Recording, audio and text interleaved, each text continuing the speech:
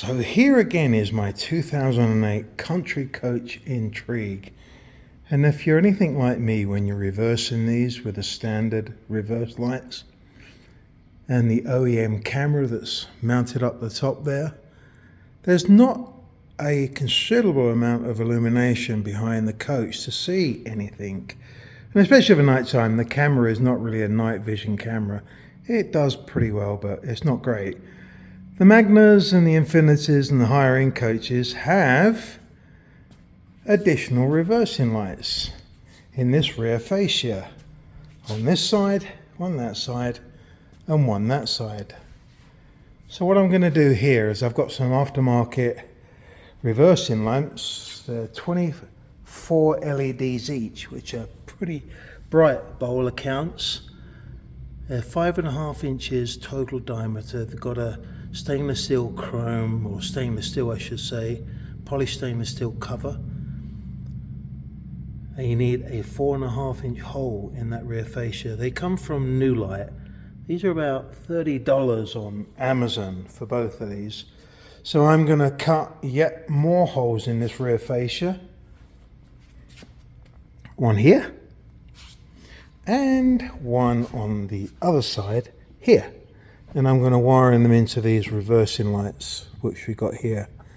I'm also thinking about putting a switch inside the engine bay somewhere in here, up here or on the other side where the electrics are, so that I can turn the lights on separately without reverse, put a diode in there and turn the lights on.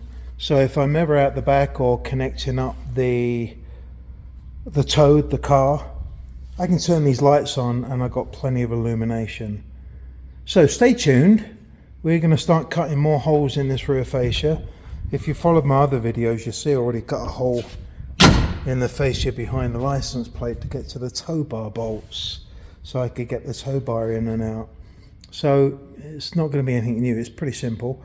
I'm going to cut these two holes, wire these lights in and show you what they're like. So stay tuned for another exciting episode of Tidbits from Rod, and we'll see how it turns out. Stay tuned. Okay, so what we're going to do, we're now going to cut a hole in this panel to put this light in here.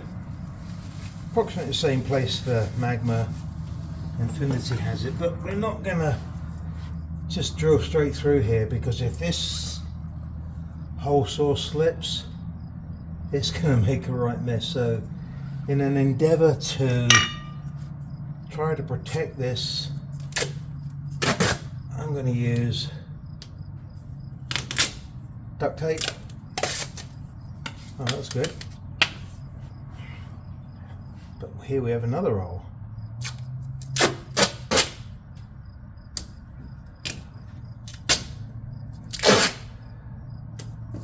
I don't want this drill slipping. I've been trying to think of ways of how to do it so it doesn't slip.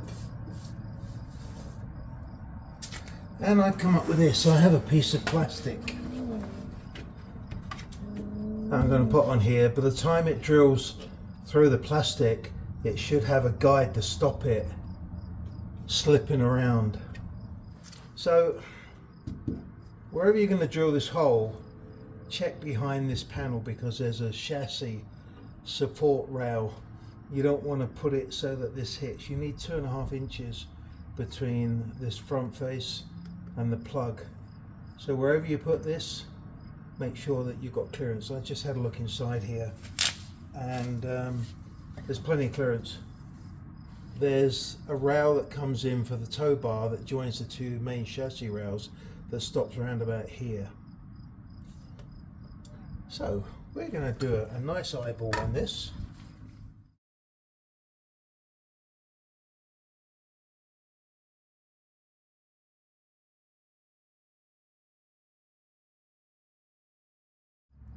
That's where that's going to go. There we have it.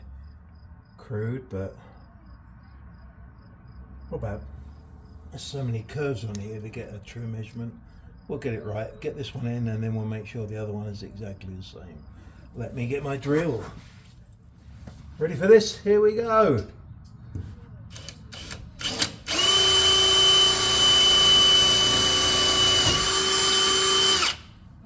Wow, that's thin, isn't it? Now comes the real big challenge.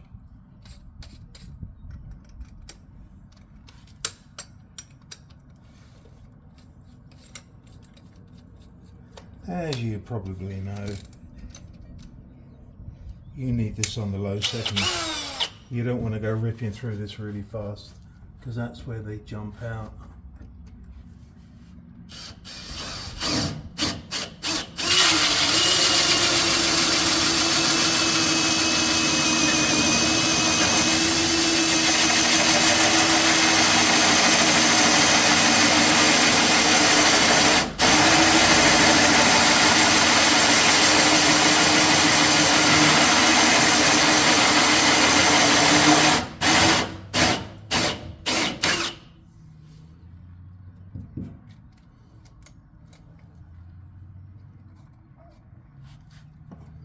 Almost through. Just take your time doing this, because you really don't want to.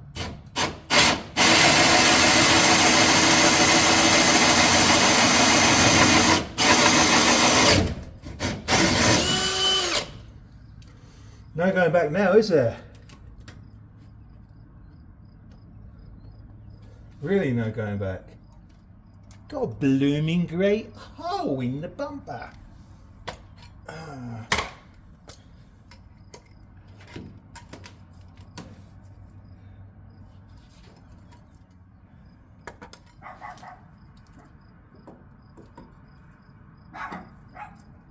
And that's where the light's going to sit. What do you think? I'm going to put it that way, with the connector at the bottom and the loop. Something you always need to consider here. You need water loops, moisture loops on wiring harnesses. It's always wise to have the connector with the wire coming away from the connector, because when moisture sits on the harness, it's a drip loop. Always try to bring the wires in from the bottom into any connector. So there's another reason I'm going to be sitting that up that way, so I can have a drip loop on the wires that go around the back. If you remember what I said on these, this particular light has two light settings. It has a ground, and it has a low setting. Sorry, the white's the ground for some reason on this. It has a low setting and a high setting. So I'm just going to set it up to the high setting for reverse. And I also said that I'd be putting a switch in the back here. I'll probably put the switch on the low setting so I can turn the switch on if I'm ever in a position where I need extra light at the back for setting up the tow bar, hooking up the toad. Then I can turn these lights on and have a lot of light. So bear with me. Okay, here's the hole. There's that beam I was telling you about sitting behind it. You've got, in this case, probably about 6 inches in there. The hole's all nice and cleaned up, cut through there perfectly. So I'm happy with that. Anyway, strip loop down, wiring harness coming down, going up into the connector, which says that's going to be the top hole.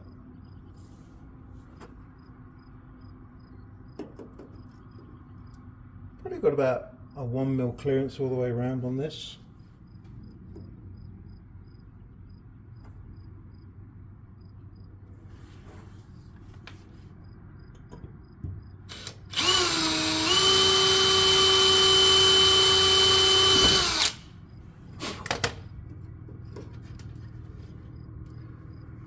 So one thing I noticed with this, you get little screws with just ordinary plain nuts, no washers, no lock washers.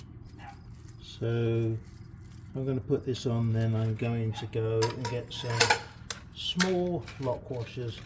I may even get some lock nuts to put this on with.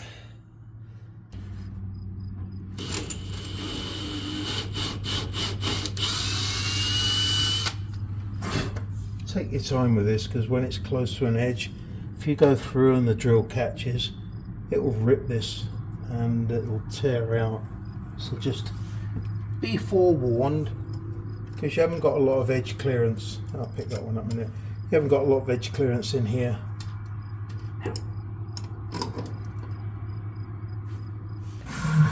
Just so it looks like I'm not a complete novice.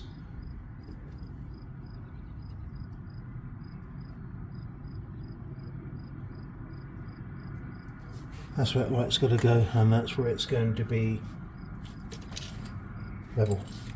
One thing that annoys me is when you put the screws in like this and you notice that, probably nobody else would notice, but I would, you notice that it's not aligned.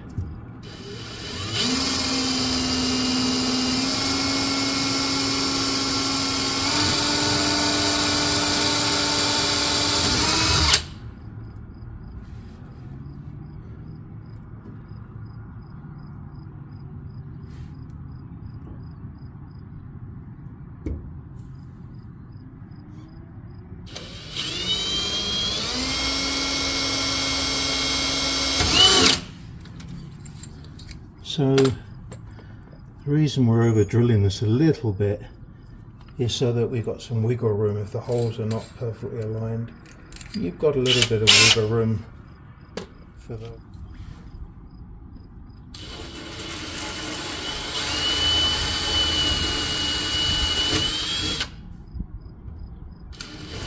take it slow, as I say, because if you go through at full speed and that drill catches, you're likely to take that gel coat off and just chip that.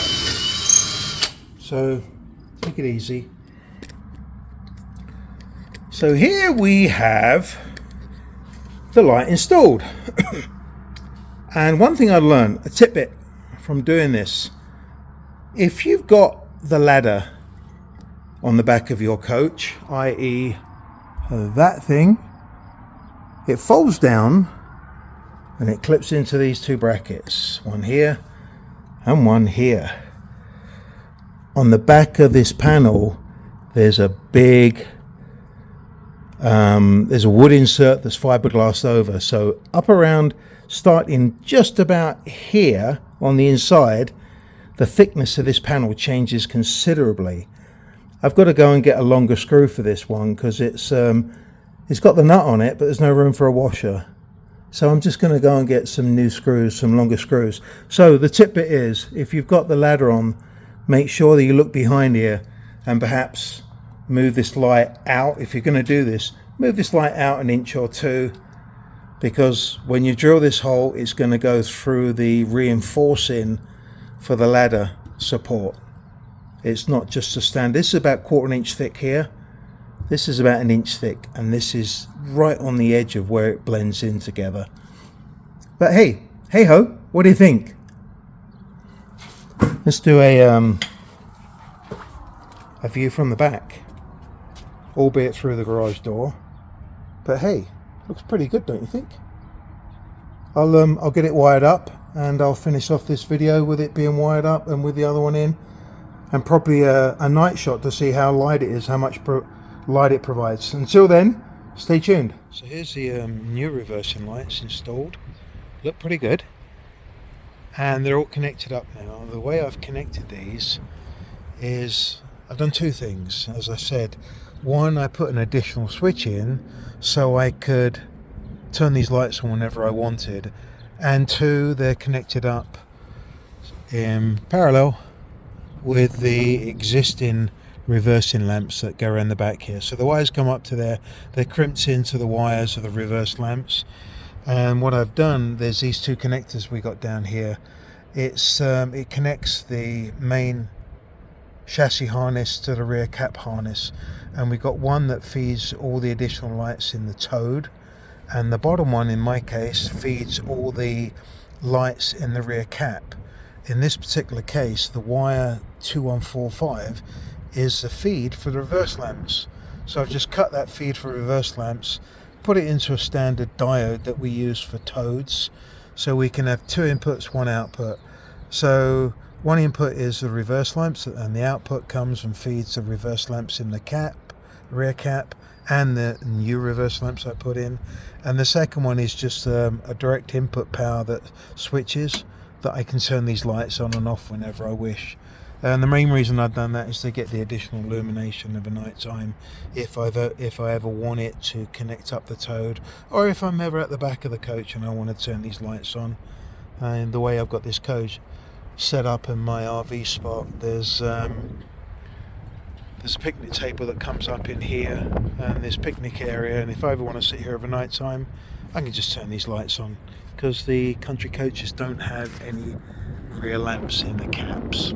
So anyway, just something I wanted to do. So what we'll do, we'll finish this video off when it gets dark and I'm turn these lights on. Stay tuned. Okay, so we start off with it dark. We're going to see how much light these lamps give off now. So, open up. Ready for it? 1, 2, 3. Hey, what do you think about that?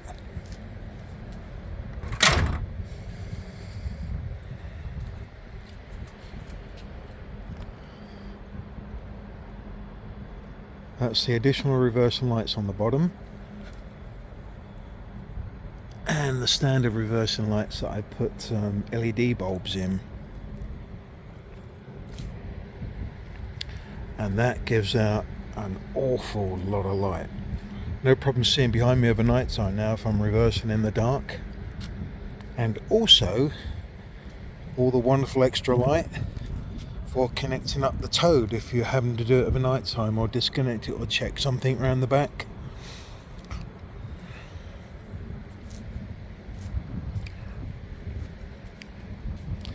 These lights are giving out a lot of light. There we go. Finished. Let's turn them off again. Ready? 1, 2, 3.